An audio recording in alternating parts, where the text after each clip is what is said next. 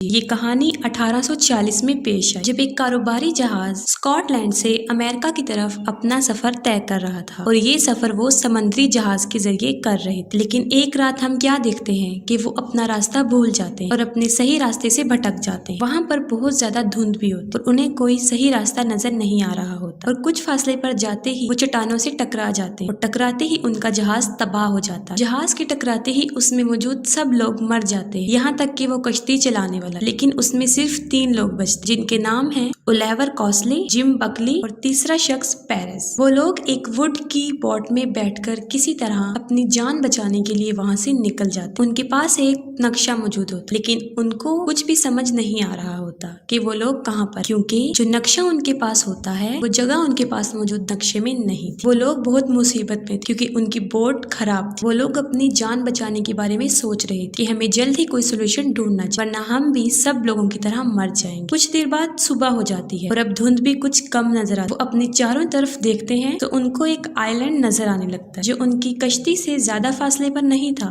وہ لوگ فوراً اس کے کنارے پر آ جاتے اور وہاں آ کر کچھ دیر بیٹھ جاتے۔ وہاں پر بہت سکون اور سناٹا ہوتا ہے جس سے ان کو یہ محسوس ہوتا ہے کہ یہ آئی لینڈ بالکل خالی ہے، یہاں ان کے علاوہ کوئی نہیں ہے۔ کچھ دیر گزرنے کے بعد وہاں ایک بوڑھا شخص آتا ہے جس کا نام پنگل ہوتا ہے۔ دراصل وہ بوڑھا آدمی اس آئی لینڈ کا ہی رہائشی تھا۔ وہ اس آئی لینڈ پر ان تینوں کو بہت اچھے سے ویلکم کرتا ہے اور ان کو اپنے گھر لے جاتا ہے اور لے جاتے ہی اپنے گھر وہ انہیں کھانا کھلاتا ہے۔ کوسلی اپنی کہانی بتانا شروع کرتا ہے کہ وہ لوگ یہاں پر کیسے آئے، کیونکہ ان کا جہاز چٹانوں سے ٹکرا گیا تھا اور جہاں پر یہ واقعہ پیش آیا وہ اس بوڑھے شخص کے گھر سے زیادہ دور نہیں تھا۔ وہ لوگ یہ سوچ رہے ہوتے ہیں کہ شاید اس کشتی میں موجود ہمارے علاوہ اور لوگ بھی بچ گئے ہوں۔ وہ اس بوڑھے شخص کو کہتے ہیں کہ اس کو وہاں پر آگ جلانی چاہیے، اس کا فائدہ یہ ہوگا کہ اگر کوئی شخص بچ گیا ہوگا تو وہ یہاں پر آ جائے گا۔ اس کے جواب میں وہ بوڑھا شخص ان کو کہتا ہے کہ تم لوگ آرام کر لو، میں آگ جلا دوں گا۔ جو واقعہ ان کے ساتھ پیش آیا تھا اس میں کوسلی کا بازو بری طرح زخمی ہو جاتا ہے۔ وہ بوڑھا شخص ان کو مشورہ دیتا ہے کہ انہیں کچھ دن وہاں آئی لینڈ پر ہی اسٹے کرنا چاہیے جب تک کہ وہ پوری طرح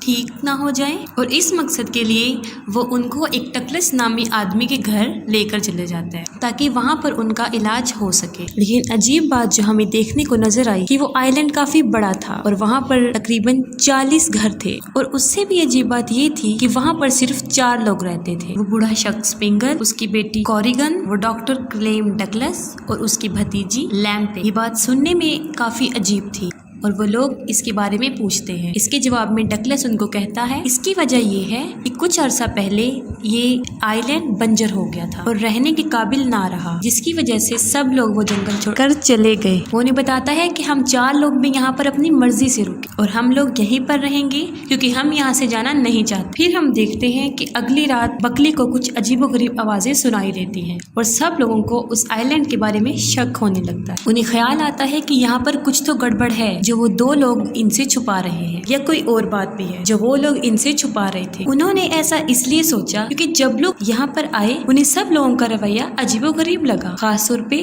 وہاں کی فیمیلز کا۔ وہ حقیقت کا پتہ لگانا چاہتے تھے، اس لیے وہ لوگ خود اس آئی لینڈ کو دیکھنے کا فیصلہ کرتے ہیں کہ آخر اس کے پیچھے کیا حقیقت چھپی ہے، جس کے جواب میں ٹکلس ان کو منع کر دیتا ہے۔ وہ ان لوگوں کو منع کرتا ہے کہ ان کا وہاں سے نکلنا کسی خطرے سے خالی نہیں ہے کیونکہ آئی لینڈ پر اندھیرا جلدی ہو جاتا ہے، اور جیسا وہ لوگ سوچ رہے ہیں ویسا کچھ نہیں ہے، آئی لینڈ پر کچھ ایسی بات نہیں ہے، اور کہتا ہے کہ تمہارا فائدہ اسی میں ہے کہ تم یہاں پر ہی رہو۔ لیکن اس بوڑھے شخص کی باتیں بالکل ٹھیک تھی، اس نے کہا تھا وہاں پر کوئی نہیں ہے، وہاں پر سچ میں انہیں کوئی نہیں ملا اور سارے گھر خالی تھے، مگر حقیقت تو یہ ہے کہ وہ ڈیڈ آئی لینڈ تھا کیونکہ وہاں پر نہ کوئی جانور تھا اور نہ ہی کوئی انسان۔ بکلی کو یہ جگہ مشکوک لگنے لگی، اور اس آئی لینڈ کی سب سے عجیب بات یہ تھی کہ وہ کسی میپ میں بھی موجود نہیں تھا، جبکہ وہ اس لینڈ کے آس پاس ہی تھا، لیکن پھر بھی وہ کسی نقشے میں نہیں پایا جاتا۔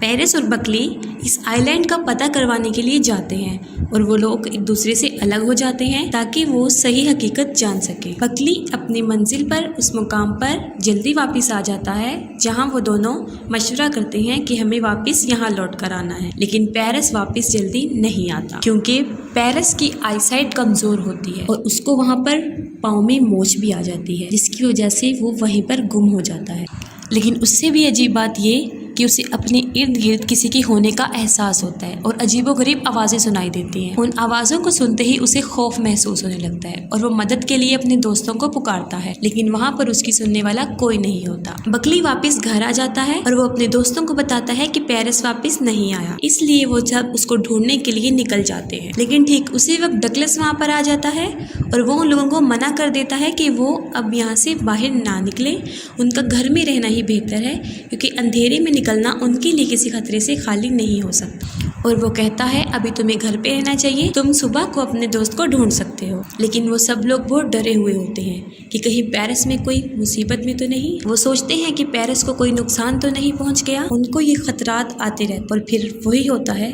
جس کا ان کو ڈر ہوتا ہے۔ وہ اگلے دن اپنے دوست کو ڈھونڈنے نکلتے ہیں تو انہیں پیرس کی لاش ملتی اور اس کی موت کیسے ہوتی ہے کہ جیسے اسے کسی بلندی سے گرایا گیا ہو۔ اس کے بعد بکلی اور گوسٹ دونوں کا شخص یقین میں بدل جاتا ہے کہ یہاں پر کوئی گڑبڑ ہے۔ وہ سوچتے ہیں یا تو اس آئی لینڈ میں کوئی گڑبڑ ہے یا وہاں پر رہنے والوں میں۔ انہیں ان چاروں شخص پر جو وہاں پر رہتے تھے شک تھا، خاص طور پہ وہاں کی عورتوں پر، کیونکہ وہ عورتوں میں ہونے والے بدلاؤ کو دیکھ سکتے تھے کہ اچانک سے ہی ان کے فیس کا کلر، ان کی آنکھوں کا کلر چینج ہونے لگتا ہے اور وہ عورتیں اتنی عجیب و غریب ہو جاتی اور حرکتیں کرنے لگتی کہ ان کو بیڈ کے ساتھ باندھنا پڑتا۔ اور ان میں سے جو عورتوں میں سے سب سے عجیب عورت تھی وہ کوریگن تھی۔ وہ سب سے عجیب اس لیے تھی کیونکہ اس کی حرکتیں سب سے عجیب تھی۔ وہ راتوں کو جنگلوں میں گھومتی رہتی، وہ عجیب و غریب ریچول کرتی، آگ کے گرد گھومتی رہتی۔ اور جب پیرس گم ہو گیا تھا تو وہ عورتیں عجیب و غریب بن گئی تھی، مطلب ان کے فیس کا، ان کی آنکھوں کا رنگ چینج ہو گیا تھا، جس سے یہ ظاہر ہوتا تھا کہ یا تو انہوں نے پیرس پر حملہ کر دیا تھا یا اس پہ جادو کر دیا تھا یا ان کو پتا تھا کہ پیرس مر رہا ہے، لیکن وہ پھر بھی اپنے دوست کی جان نہیں بچا سکتے تھے، اس کے لیے کچھ نہیں کر۔ اور ہمیں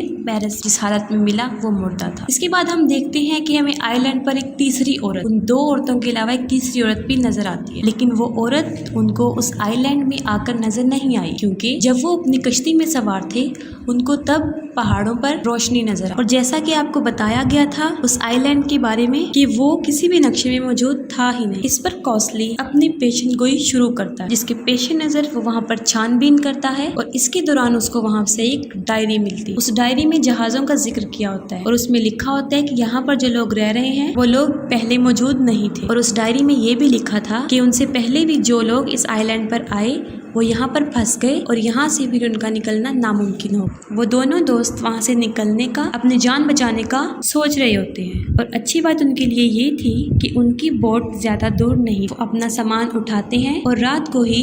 اس آئی لینڈ کو چھوڑنے کا فیصلہ کرتے، لیکن تب رات تھی اور دھند بہت زیادہ تھی اور ان کو راستہ بھی نظر نہیں آ رہا تھا۔ لیکن ان کے لیے بری بات یہ تھی کہ ان کو وہاں پر عجیب و غریب آوازیں سنائی دینا شروع ہو گئی۔ انہیں ایسا محسوس ہوا ان آوازوں سے کہ جیسے ان کے ساتھی مصیبت میں ہیں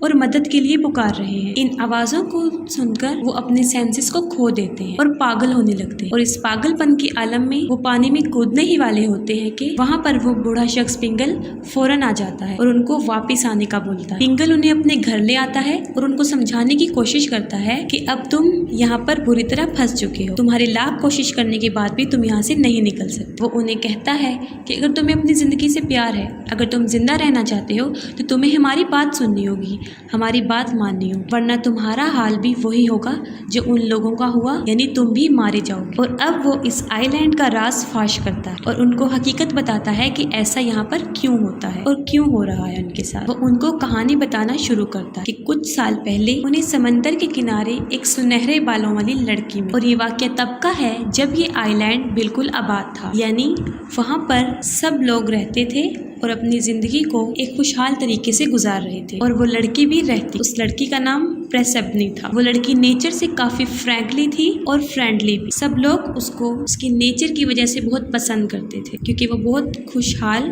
خوشباش لڑکی تھی، لیکن اس لڑکی کے بارے میں حقیقت کچھ اور تھی۔ وہ انسانی روپ میں ایک گاڈس یعنی ایک دیوی تھی۔ جب سے وہ اس آئی لینڈ پر آئی تھی اس آئی لینڈ کے حالات کافی اچھے ہو گئے، وہاں پر موجود کھیتوں کی پروڈکشن کافی زیادہ تعداد میں بڑھ گئی اور حالات کافی اچھے ہو۔ اس کی وجہ یہ تھی کہ میں نے آپ کو بتایا تھا کہ یہ فلم ایک گریک میتھولوجی ہے، یہ کہانی ایک گریک میتھولوجی ہے، اور گریک میتھولوجی کے حساب سے وہ لڑکی ایک دا گاڈس آف ہارپس کہا جاتا ہے اور اس کے باپ کا نام زیوس ہے اور ہیڈس پوری دنیا کا دیوتا تھا۔ وہ اپنی بیٹی کو اس آئی لینڈ پر لے گئے اور پھر اس کے بعد وہ وہاں کی گریک بن گئی۔ جب ربنی وہاں سے چلی گئی تو اس آئی لینڈ کے کافی برے حالات ہوئے، وہاں کے کھیت اجڑ گئے اور لوگ بھوک سے مرنے لگے۔ حقیقت میں وہ لڑکی اس آئی لینڈ پر ایک عام انسان کی طرح زندگی گزارنے آئی، لیکن اس آئی لینڈ کی کہانی کا کسی کو آج تک پتہ نہیں چلا۔ ربنی بہت خوبصورت، ہر مرد اس کی طرف اٹریکٹ ہو جاتا ہے۔ ایک دن کا واقعہ ہے کہ ایک مرد شراب کی حالت میں اس کے ساتھ بدتمیزی کرنے کی کوشش کرتا ہے اور اس کے دوران وہ اس لڑکی کو جان سے مار دیتا ہے۔ اس کا مطلب ہرگز یہ نہیں کہ وہ لڑکی پاورفل نہیں تھی یا وہ اس کا مقابلہ نہیں کر سکتی، کیونکہ اس وقت وہ ایک انسانی روپ میں تھی، اسی لیے اپنی پروٹیکشن کے لیے وہ کچھ نہیں کر سکتی۔ لیکن اس کے مرتے ہی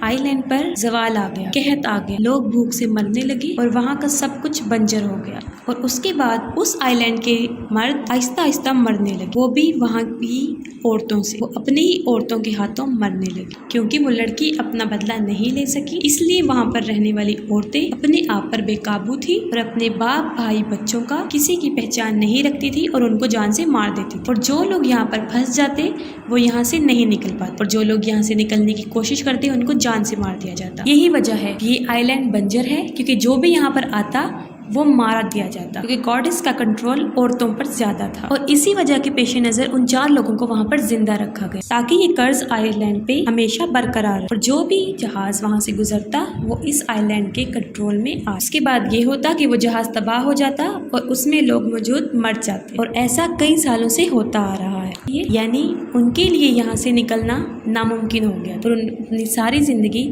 اس آئی لینڈ پر ہی ایک قید کی طرح گزارنی پڑی۔ اور یقیناً کوئی بھی شخص ایسی قید کی زندگی کو پسند نہیں کرتا۔ وہ بوڑھا شخص انہیں اس آئی لینڈ کی ساری حقیقت بتاتا ہے، جس کو سن کے وہ کافی شاکڈ ہو جاتے، لیکن وہ پھر بھی وہاں رہنے کو تیار نہیں ہوتے اور تب انہیں پتہ چلتا ہے کہ ان کا دوست بھی ان عورتوں کے وش میں آ گیا تھا۔ اس کے بعد بوڑھا شخص ان دونوں کی ہیلپ کرتا ہے وہاں سے نکلنے کی، وہ ان عورتوں کو باندھ دیتا ہے تاکہ وہ اس کے اوپر اپنا جادو نہ کرے، لیکن یہ قرض اتنا پاورفل تھا کہ گوسلی بھی وہاں سے نہیں نکل پاتا اور اس پر بھی جادو کا اثر ہو گیا تھا اور وہ بھی پانی میں ڈوب جاتا ہے اور مر جاتا ہے۔ اس کے بعد جو آئی لینڈ کی عورتیں تھیں وہ اس سارے معاملات سے تنگ آ چکی تھی اور وہ خود کو مار دیتی ہیں، جس سے پرسیبنی یعنی اس لڑکی کی پاور اس آئی لینڈ پہ کم ہو جاتی اور کسی کو آج تک یہ پتہ نہیں چلا کہ گوسلی کو سمندر میں زندہ پایا گیا یا نہیں، اور اسی طرح وہ آئی لینڈ ایک ہسٹری بن کے رہ گیا۔